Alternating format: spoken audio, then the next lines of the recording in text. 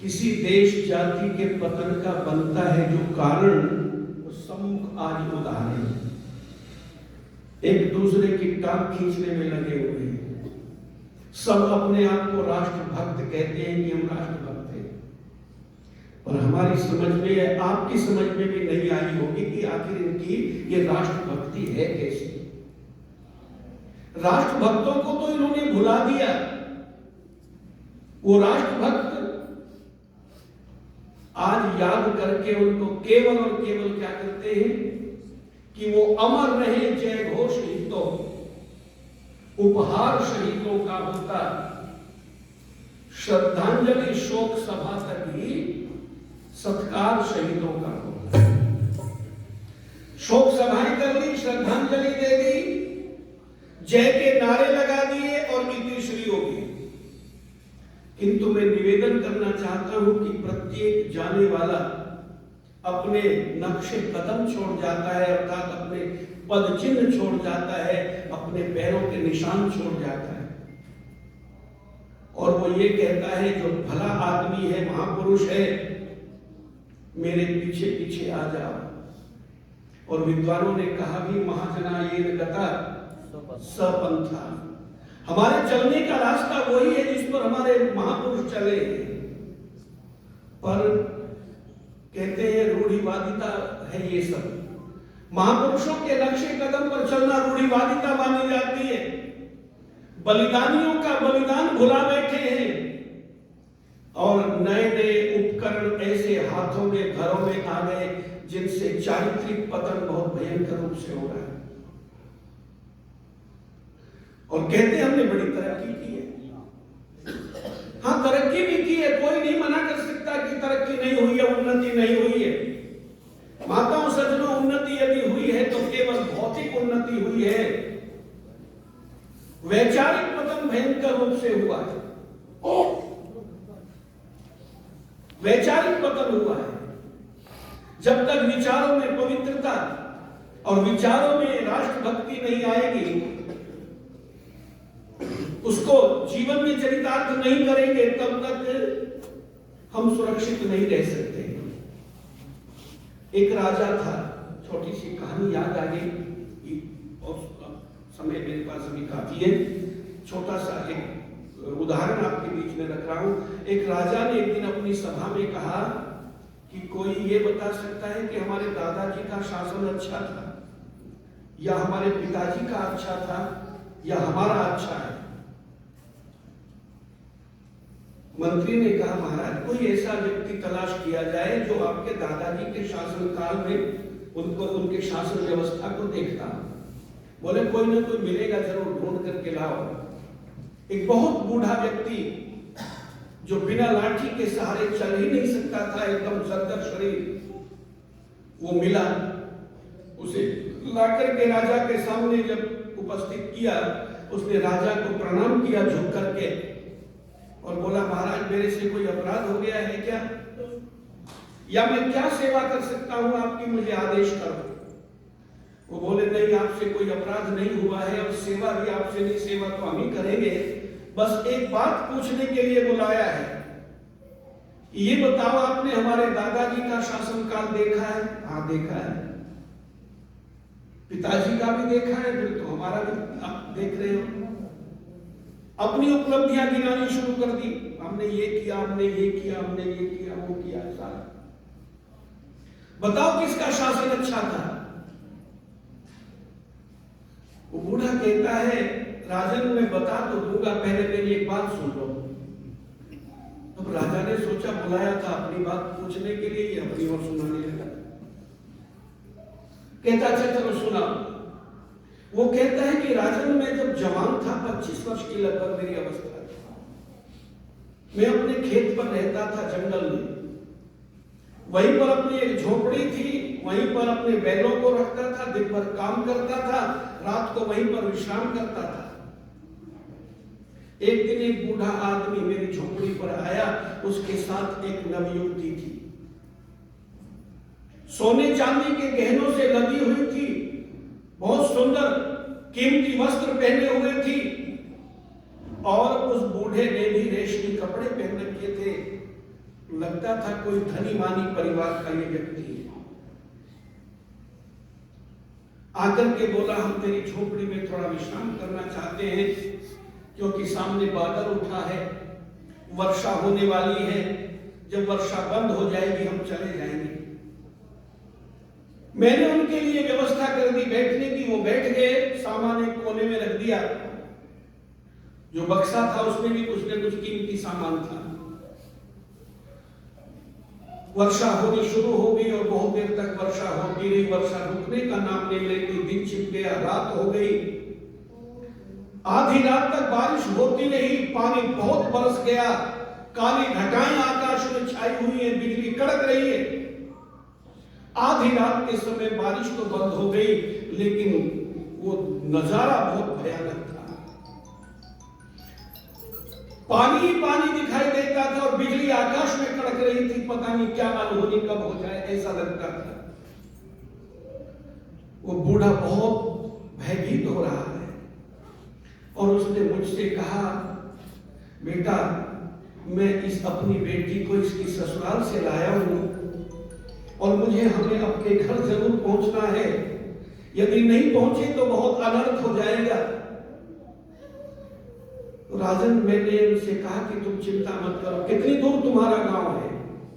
बोला, यहां से हमारा गांव 5 कोस है। कहते चिंता मत करो, मैंने अपनी गाड़ी में बैलों को जोड़ा, उनका सामान रखा, दोनों को बिठाया और रात में उन्हें उनके घर पहुंचा करके मैं वापस आ गया। परेशानी तो बहुत हुई, क्योंकि रास्ता भी नहीं दिखाई दे रहा था, पानी पानी था, रात भयानक थी, विभिन्न प्रकार के जंतु जो थे वो चिंघाड़ रहे थे, न जाने कैसी कैसी आवाजें आ रही थी, डर बहुत लग रहा था।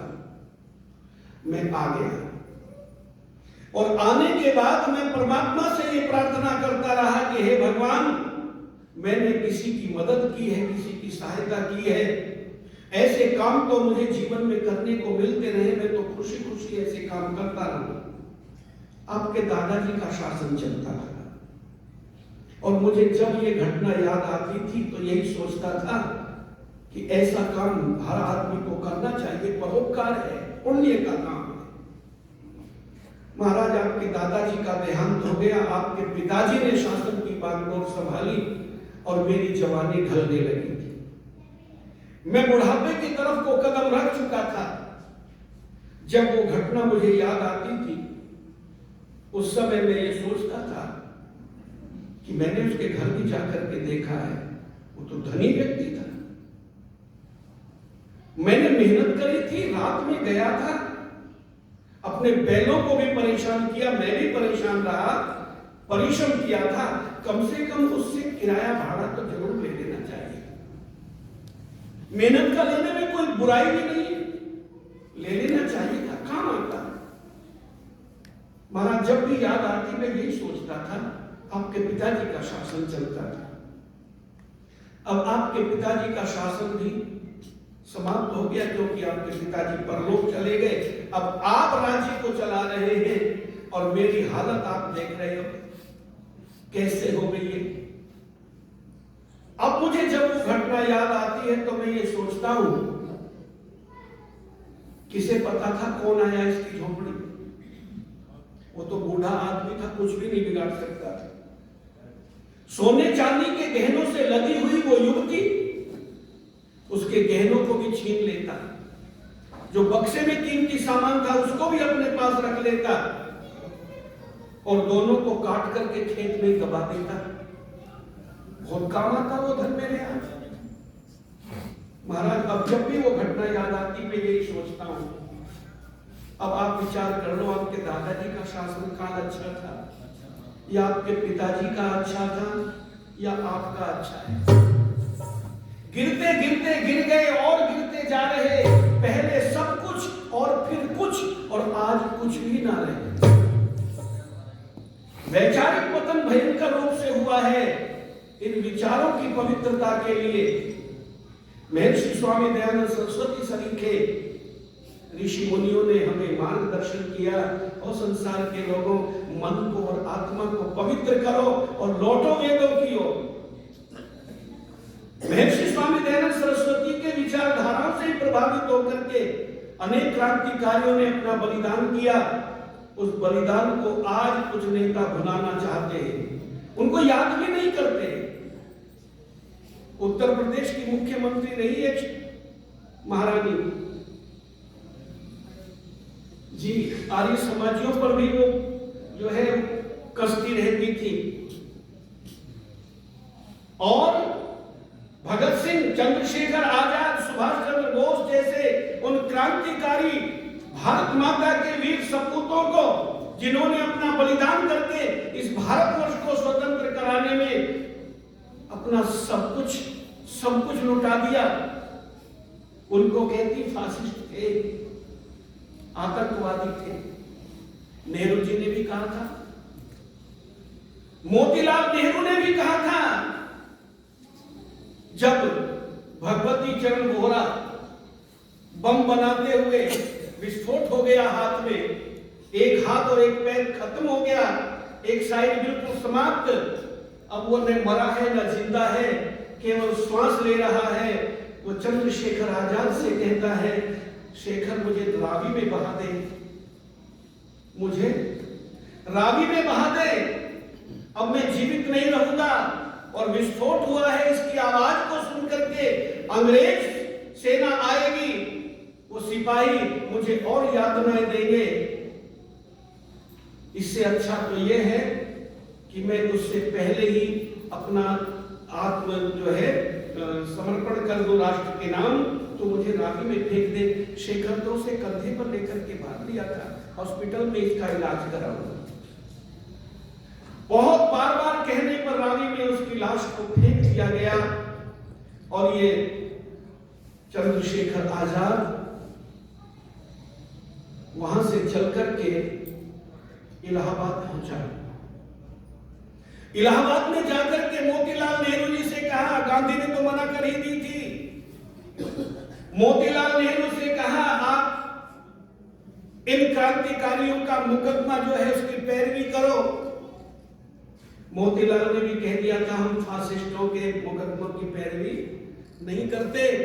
आकर के वो अल्फ्रेड पार्क के अंदर विश्राम करने लगा, पीपल के पेड़ के नीचे।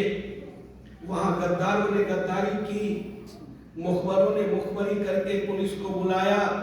जब शेखर ने समझ लिया कि तू चारों तरफ से घिर चुका है, वो पीपल के वृक्ष की ओट में वो गोलियां चलाता रहा। कितने ही उसने सिपाहियों को वहां पर मारा, और जब एक गोली बाकी रह गई तो इसने प्रण किया हुआ था कि मैं कभी भी अंग्रेजों के हाथ नहीं आऊंगा। और उसने अपनी कनपट्टी पर वो रिवॉल्वर रख करके और ट्राइगर दबा दिया, और सदा सदा के लिए भारत माता की जय बोलता हुआ भारत मां की गोद में सो गया। वहीं पर स्मारक बना हुआ था, उस पेड़ पर जो लोग कहते हैं ना कि शहीदों के मजारों पर लगेंगे हर बरस मेले, और वतन पर मिटने वालों का यही बाकी निशान होगा। बुरा मत मानना, कांग्रेस की सरकार ने वो पेड़ भी कटवा करके अल्फ्रेड पार्क के अंदर से चंद्रशेखर आजाद का वो स्मारक भी समाप्त कर दिया। ये पता इनके विचारधारा में ही जो है राष्ट्र को संवारने की नहीं बल्कि राष्ट्र को बिगाड़ने की बातें नहीं मन में। जब ये चंद्रशेखर आजाद छोटा था तो क्रांतिकारियों में इनकलाब जिंदाबाद, भारत माता की जय ये बोलता था स्कूल में भी। जब अंग्रेजों ने पकड़ लिया और इसको सजा सुनाई, 14 कोड़े इसको लगाए गए। कोड़ा लगता जाता है बदन के अंदर, हंटर लगते जाते हैं, खाल उधड़ रही है, और ये वंदे मातरम भारत माता की जय ये बोल रहा है। इससे पूछा कि तेरा नाम क्या है,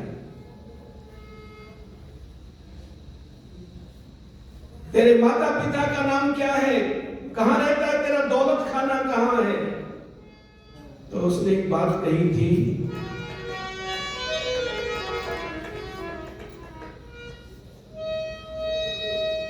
कि क्या पूछोगे जनाबे आली, बुरी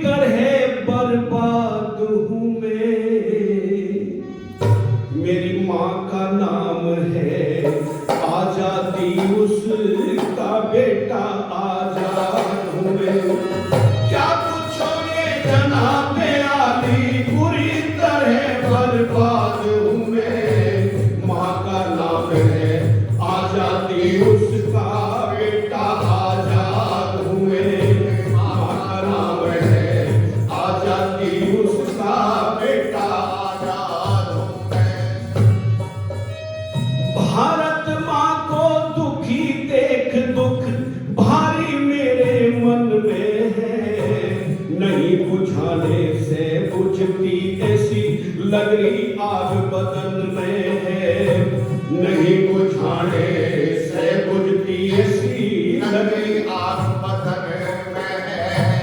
घर तो मेरा जेल में है या प्रताप वाले वन में, यहाँ तो गरीब खाता है दौलत खाना लंदन में, यहाँ तो गरीब खाना है दौलत खाना लंदन में। आजादी की बिल्डिंग की, आजादी की बिल्डिंग की एक छोटी सी बुनियाद हूँ मैं, माँ का नाम है आजादी, उसका बेटा आजाद हूँ मैं। क्या पूछोगे जनाबे आली, पूरी तरह बर्बाद हूँ मैं, माँ का नाम है आजादी, उसका बेटा आजाद हूँ मैं, माँ का नाम है आजादी, उसका बेटा आजाद हूँ मैं। मेरी माँ का नाम आजादी है। यहां तो गरीब खाना है जी। चंद्रशेखर आज का आजाद का ही बलिदान दिवस है ना, वही बोल रहा हूं तो वही बहुत ज्यादा याद नहीं मुझे, मेरे जन्म से पहले की घटनाएं हैं, पर जो आप लोगों से सीखा है, जो कहीं पढ़ा है, वही सेवा में उपस्थित कर रहा हूं। और एक बात कही चंद्रशेखर ने सिपाहियों से, जो अंग्रेज सिपाही थे, कहते हैं कि दुखियों के दुख दर्द की कोई पीर पराई क्या जाने, बच्चा पैदा करने का दुख 5 लुगाई क्या जाने, बच्चा पैदा करने का दुख 5 लुगाई क्या जाने। कसाब भाल मुर्गे बकरे की आदत आई क्या जाने, भला नहीं जो खुद मानस औरों की भलाई क्या जाने, भला नहीं जो खुद मानस औरों की भलाई क्या जाने। देवेंद्र तूफान कहे बस दुखियों की इमदाद हूँ मैं, माँ का नाम है आजादी, उसका बेटा आजाद हूँ मैं। क्या पूछोगे जनाबे आली, क्या पूछोगे जनाबे आली, पूरी तरह बर्बाद हूँ मैं, माँ का नाम है आजादी, उसका बेटा आजाद हूँ मैं। क्या बलबले थे दिलों के अंदर, कोड़े खाते रहे, पिटते रहे, फांसी के फंदों पर झूलते रहे। आर्य वीरों, निवेदन है कि वीर सैनिकों दयानंद के सो गए क्यों बनकर प्रहरी, उमड़ रहे संकट के बादल क्या तो अब निद्रा गहरी, वीर सैनिकों दयानंद के सो गए क्यों बनकर प्रहरी, उमड़ रहे संकट के बादल क्या तो अब निद्रा गहरी, वीर सैनिकों दयानंद के सोगे क्यों बनकर प्रहरी, उमड़ रहे संकट के बादल क्या तो अब निद्रा गहरी। आपने ही तो वचन दिया था, जगाएंगे जो सोते हैं, बसाएंगे उजड़े लोगों को जो निर्धनता पर रोते हैं, जो निर्धनता पर रोते हैं। आज हजारों दीनहीन बन विधर्मी जीवन खोते हैं, विधर्मियों के चंगुल में फंस मार्ग पतन का टोते हैं, मार्ग पतन का टोते हैं। कौम के लालों को पग पग पर डस रहे हैं विषधर जय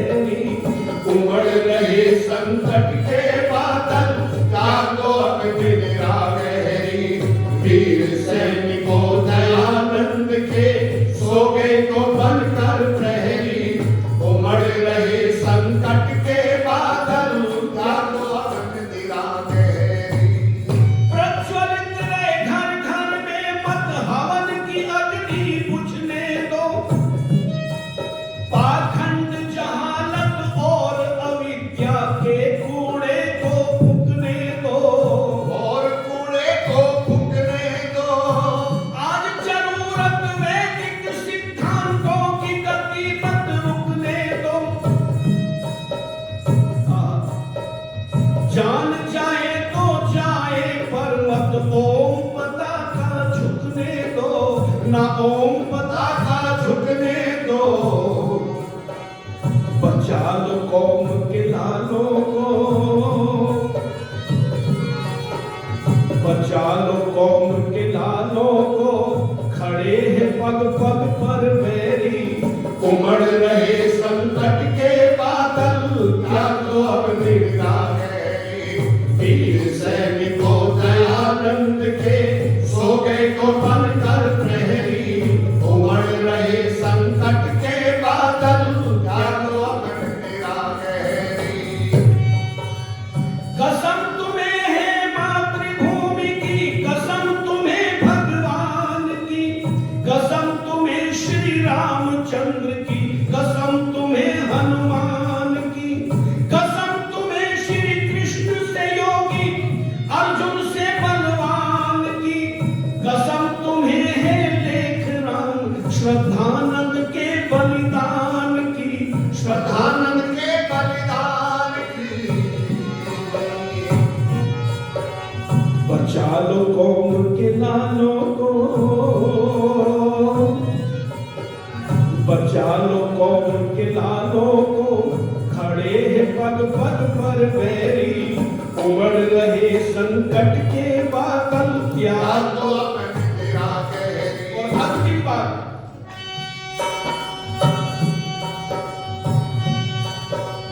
देश धर्म के लिए आर्य सदा से मिटते ही आए, झूल गए फांसी के फंदों पर। देश धर्म के लिए आर्य सदा से मिटते ही आए,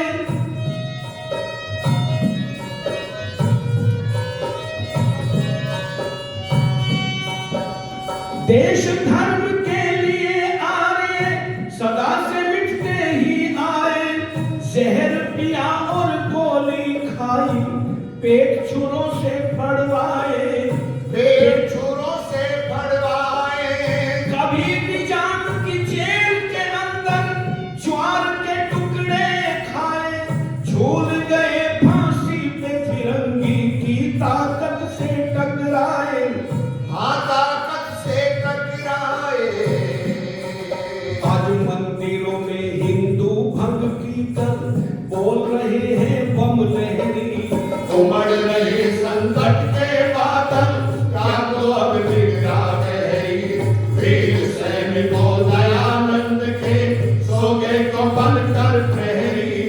उमड़ रहे संकट के बादल जागो अंधिरा गहरी।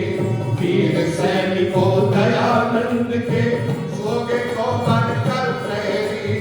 उमड़ रहे संकट के बादल जागो अंधिरा गहरी। कृष्ण तुमको घटा रहे, यवनों ने तुझे घटाया रे। बोल हिंदू बोल तू बचे चेता के नहीं। अरे बोल हिंदू बोल तू बचेगा के नहीं। कृष्ण तुझको घटा रहे, यवनों ने तुझे घटाया रे। बोल हिंदू बोल तू बचेगा के नहीं। अरे बोल हिंदू बोल तू। कितने जीवन बीत गए